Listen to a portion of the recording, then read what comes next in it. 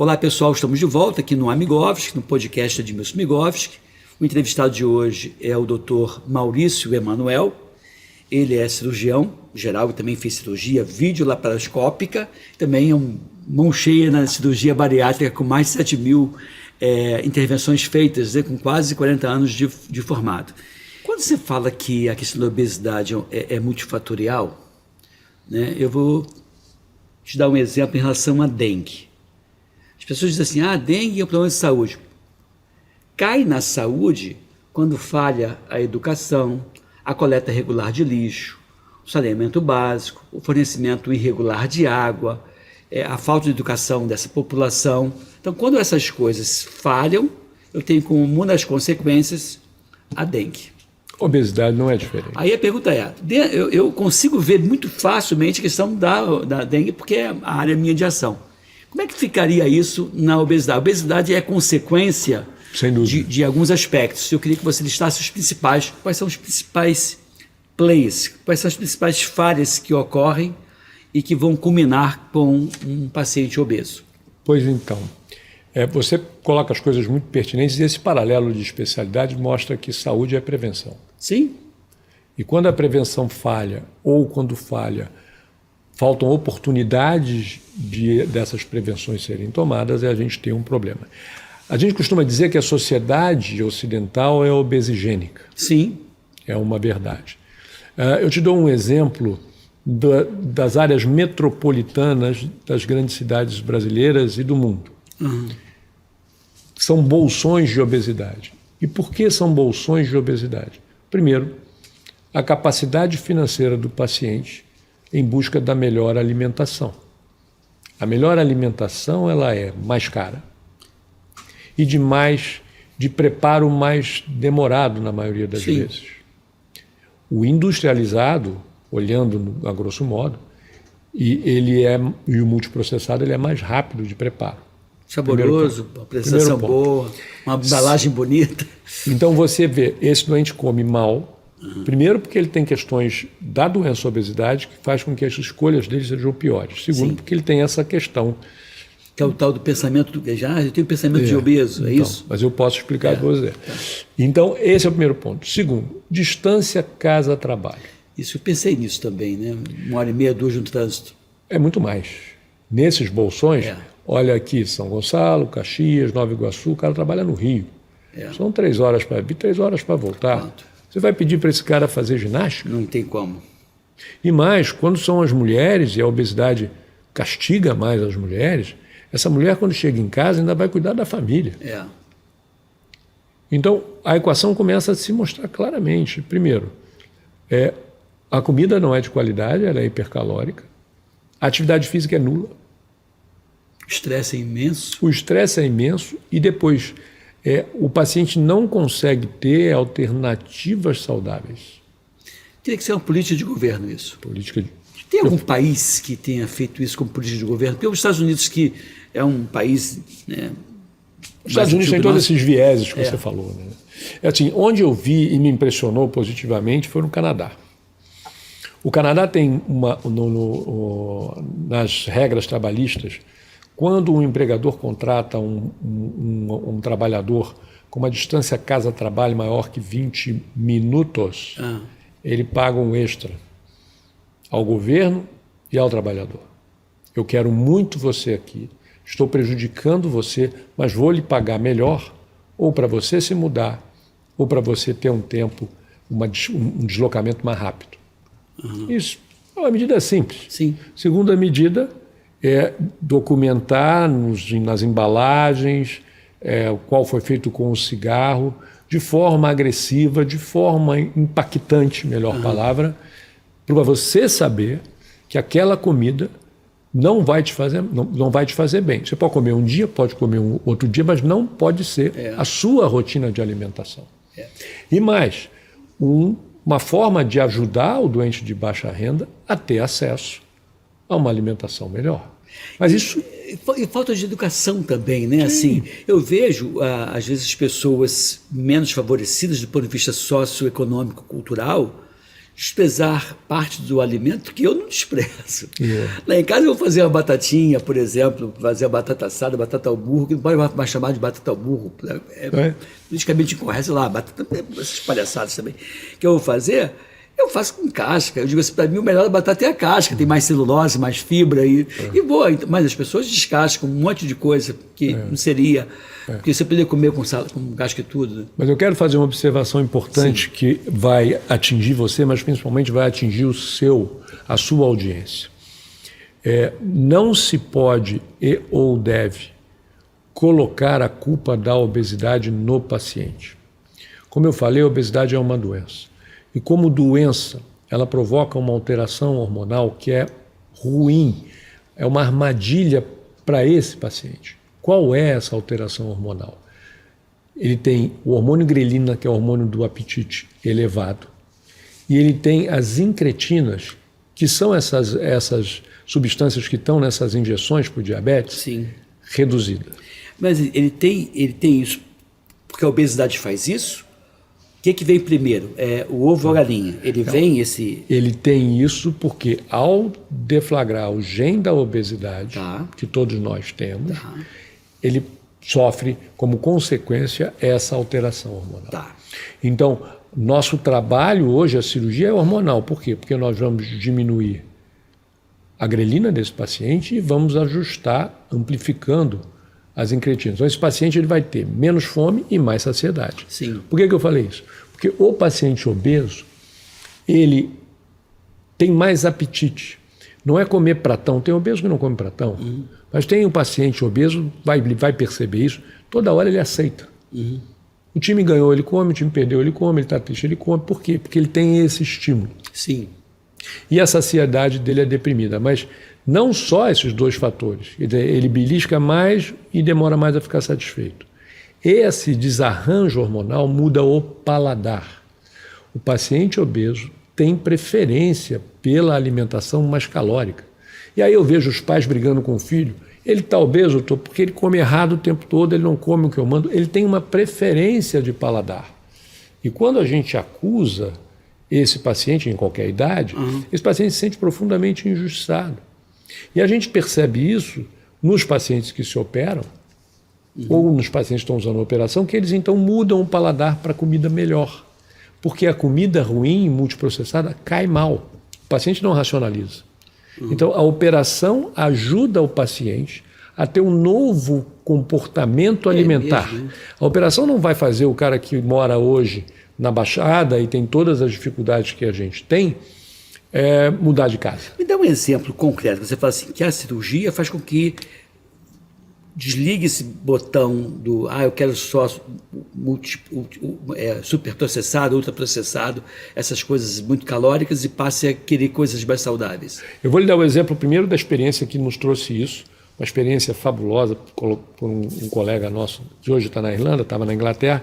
Ele pegou cobaias obesas, ratos obesos, numa gaiola, separou a ração por ração rica em gordura, em açúcar, mais caloria, proteína e vitamina, menos calorias. Esses ratos, enquanto obesos, gordura e açúcar. Ele mexia a posição dos potinhos e o rato ia atrás da gordura e açúcar.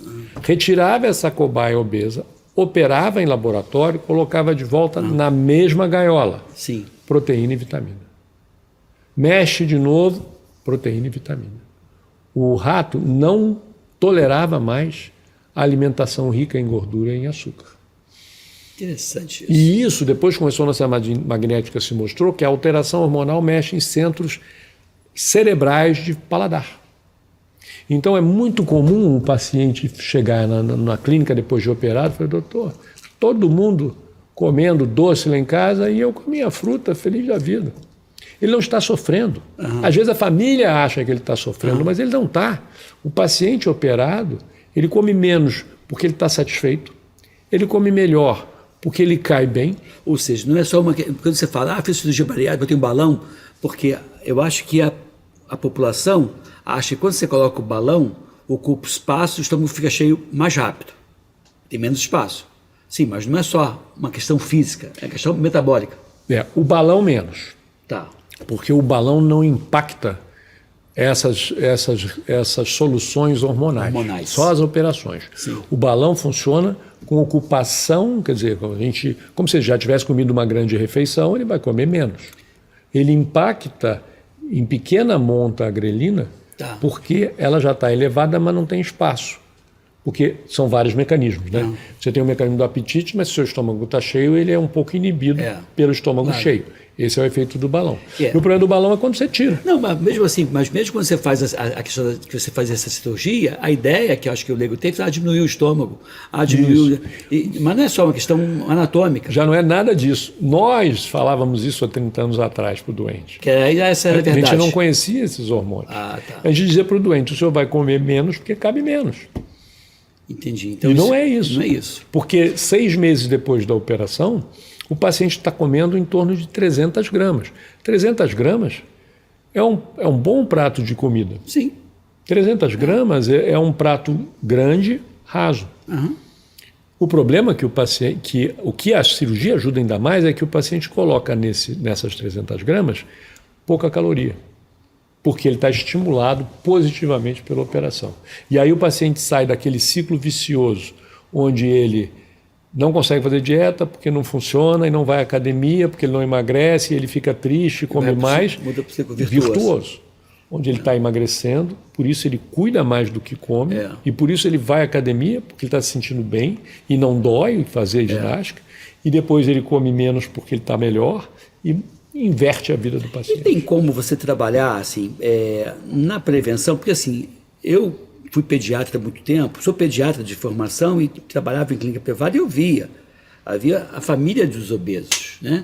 E se você fizesse uma intervenção, às vezes eu fazia intervenção prevenindo a obesidade na criança, e eu via que eu acabava ajudando aquela família de uma forma positiva. Entrava todo mundo no mesmo barco. Existe hoje alguma abordagem preventiva? Não, né? Não, a gente não consegue, assim, eu não estou no serviço público, acho que deveria haver, em especial no pessoal da pediatria, começar a falar sobre isso. Na clínica da família, né? Antes o que a gente faz é assim, na minha clínica a gente investe muito em educação. Sim. Nós fazemos reuniões online, estimulamos os doentes a discutir obesidade. E a expressão que eu uso para o paciente é o seguinte: você, operado, tem que ser um embaixador contra a operação, para que a sua família não precise da operação. Tudo que você aprendeu depois de operado, comer melhor, se exercitar dentro da possibilidade, e aí eu abro um parênteses para falar, não é academia, às vezes a pessoa não tem tempo. Não tem tempo. Desce 2 pontos antes, caminha, claro. Não usa a escada rolante, usa escada. Nós temos um preparador físico especializado só para dizer para o doente essas maneiras de você gastar caloria. Na sua clínica? Até tinha vontade de conversar com ele aqui um dia. É um prazer, eu recomendo, ele é uma ótima pessoa. Então, quando a gente pede a esse paciente que transfira a realidade dele para a família, funciona. Várias vezes vem o marido e a mulher, um deles opera, o outro acompanha a dieta e não precisa da operação. É o melhor dos mundos. Que é o melhor dos mundos. Eu digo para os pacientes, não se iluda, eu não estou aqui para lhe convencer a operar. Estou aqui para dizer que a doença que você tem precisa ser tratada. E você vai me dizer o que você quer fazer naquele momento. E isso é muito bom, porque aí o paciente cuida do tratamento que ele escolheu. Hoje, assim, qual o maior desafio que você encara no serviço privado, né? E se você tem alguma ideia, já que você é uma pessoa antenada e foi presidente da Sociedade Brasileira de Obesidade, cirurgia bariátrica e metabólica, então você acaba antenado com as pessoas do serviço privado e do serviço público também. Quais são os maiores desafios no serviço privado hoje e quais são os maiores desafios do serviço público? Já entendi que esses 2 anos de espera é bastante chato para todo mundo, né? Eu acho que hoje o que mais é entendido por todos nós como um desafio, tanto no ambiente público quanto privado, é o segmento. É o pós-operatório. É o paciente entender o que você falou aqui logo que eu cheguei. Trata-se de uma doença crônica, uma doença que não tem cura. Ela tem tratamento com equipe multidisciplinar e cirurgia, balão ou o que for. Mas se o paciente não entender que a busca do tratamento dele envolve uma mudança definitiva, ele não vai ter resultado.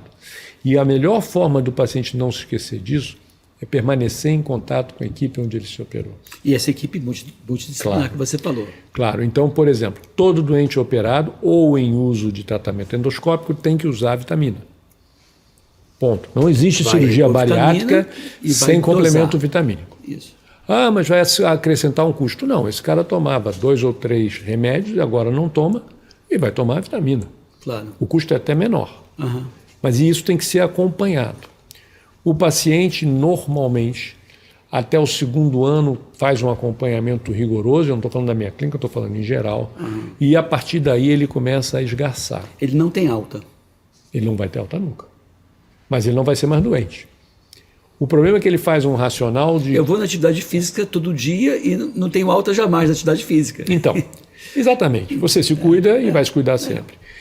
Então, esse paciente ele tem que ter a leitura de que ele está em acompanhamento, que ele está bem. Mas para ele continuar bem, ele tem que estar acompanhado. E você vai ver isso claramente, sabe quando? Com as cirurgias reparadoras. Os doentes que operam e que emagrecem muito, têm a sua cirurgia reparadora 2 anos depois da operação. Só que a cirurgia reparadora só é feita pelo cirurgião plástico se o cirurgião bariátrico declarar que o paciente está ok. Então, até os 2 anos, uma parte da adesão do doente é porque ele quer a reparadora interesse. e ele precisa da reparadora. Isso não é uma questão estética, é um complemento ao tratamento, é importante que se diga. Então, o paciente toma as vitaminas, volta ao consultório porque ele quer... Interesseiro. E aí eu falo para eles, depois da sua reparadora, você volta aqui. Não me abandona não. Por seu bem. E eu tenho uma estrutura grande e eu tenho uma adesão muito boa, mas não é maravilhosa. Então, todo cirurgião bariátrico tem esse temor ou esse sofrimento, eu diria mais, porque isso acontece. Tá, e aí ele tem interesse nos 2 anos da cirurgia reparadora, que é uma indicação precisa, não é uma questão estética, é uma questão de saúde também, até porque a pele sobrando acaba favorecendo o desenvolvimento de fungo e de infecção, celulite e assim por diante. Mas quando você pega aí esse paciente depois de 2 anos, qual é o percentual que fica mantendo-se ali com a regularidade imposta Uma vez por ano. Uma vez por ano não é muita coisa. Não é? O paciente se sente bem, tô magro, tô resolvido, acabei com a doença, ele não escuta que a gente alerta e some. E daí ele volta obeso? E aí vem esse terceiro ponto, né? Por que a gente tem essa preocupação? Porque, não raro, o paciente esquece os conceitos da operação e volta a viver naquela questão social que a gente apontou. E aí volta a ganhar peso. A operação, quando você olha global, ela é efetiva em 85% dos pacientes. Aí você tem voltar a ser obeso, que a gente chama de recidiva. Você tem níveis de recidiva. E esses níveis de recidiva são de recidiva leve, que não impacta nem a parte metabólica, nem a qualidade de vida do doente, que seria em torno desses 15% que eu te apontei, e uma recidiva total, que seria em torno de 8% dos pacientes. E aí, nesse caso, ainda bem que é uma exceção, né? Não é a gente está falando de 8% de fracasso, ou seja, de cada 100 pacientes, 8 teria essa evolução, desgarrou da equipe, achou que estava tudo bem. Isso é recidiva total, lembra que eu te falei. E tem séries que preocupam muito a gente, que é em ambientes de baixa renda, que a volta ao peso em algum grau chega a 35%. Ele não volta a ser o obeso que ele era. E é importante a gente colocar, mesmo que você volte a ganhar peso, o benefício sobre as doenças se mantém. Tá.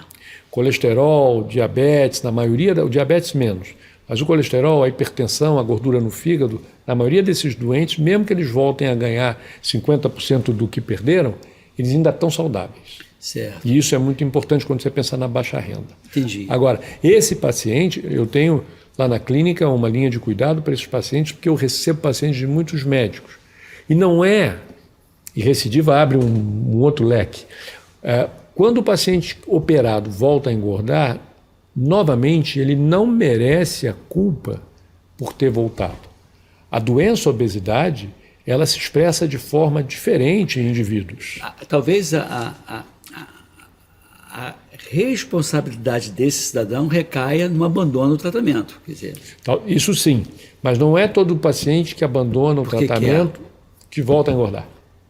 tá. Você tem várias coisas aí. E o tratamento, quando você fala dessa necessidade desse follow-up a cada ano, é para checar as vitaminas, repor as vitaminas. É basicamente isso. Exato, mas isso, estando na cabeça do paciente, cria nele um compromisso com o resultado da operação. A questão é assim, digamos que eu tenha sido operado. Estou operado, ano seguinte, estou lá na minha balança, na minha academia, me mantenho, estou perfeito, estou com o mesmo peso que saí, massa muscular, estou avaliando com o educador físico, com o nutricionista.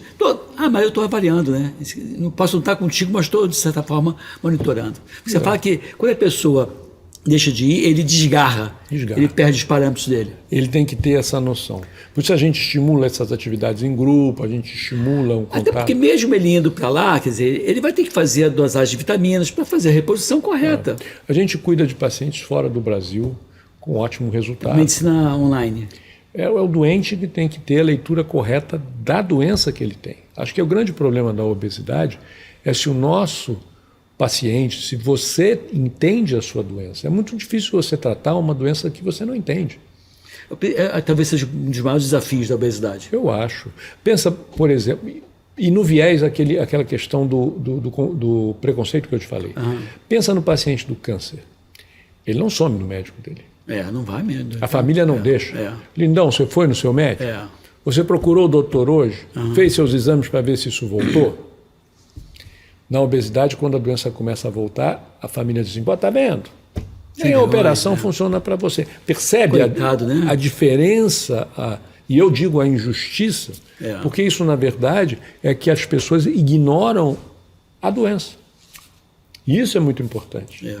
O paciente que volta a engordar, ele merece, eu falo isso em congresso, merece a mesma, se não maior atenção que você deu a ele no primeiro tratamento. Tem um amigo meu que é radialista, Francisco Barbosa, ele dizia assim para mim, quando o filho menos merece atenção, é quando ele mais precisa. Eu concordo com você. Quer dizer, quando está rebelde, então, eu acho que é por aí, né? Esse paciente que se distanciou e até te desprezou, ele está precisando da tua mão, né? Exato. Aí, recentemente, eu iniciei uma linha de cuidado exclusiva para esses doentes. Você faz uma busca ativa desses pacientes? E aí, fulano, onde é que você está? A gente tem, hoje, como é que eu digo, a tecnologia ajuda. Ajuda, né? A gente tem envios de e-mails para o tipo de paciente, considerando o tempo que ele tem de afastamento da operação. O contato telefônico é muito difícil porque é muita gente. É, claro. E a gente é muito responsivo. A gente analisa esses e-mails e vê como é que estão esses pacientes. Alguns pacientes, o paciente não está se sentindo bem, te procura. O paciente que volta a engordar, às vezes fica inibido. Então, o que a gente tem feito, como eu estou fazendo agora, é deixar claro que a recidiva de obesidade é entendida por nós como uma evolução da doença e que a gente tem enorme prazer e múltiplas ferramentas para ajudar esse doente. Hoje eu tenho uma linha de cuidado, como eu te falei. Para cada doente a gente faz uma coisa. E o doente volta a emagrecer.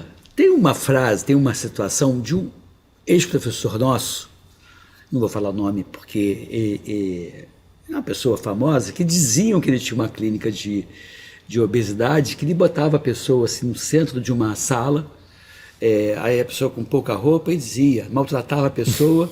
Sabe essa história? Não. Depois do acabar aqui eu te falo. E aí a pessoa começava a chorar, desesperada, óbvio, né? Aí disse, mas calma, tem um jeito, tem eu aqui para te salvar. Como se for, ele escorraçava a pessoa. Estou falando de mais de 4 décadas atrás. Então, certamente deve ter revisto o conceito dele, claro. Né? Porque havia essa coincidência da obesidade com sem-vergonhice ou com falta de vontade, que você acabou de trazer para cá, que é uma enfermidade, doença crônica, que merece ser tratado como se fosse uma hipertensão, diabetes. Tem que ser tratado com carinho, né? Com um olhar holístico e acolhedor. E só para te dar uma observação quanto à volta da obesidade.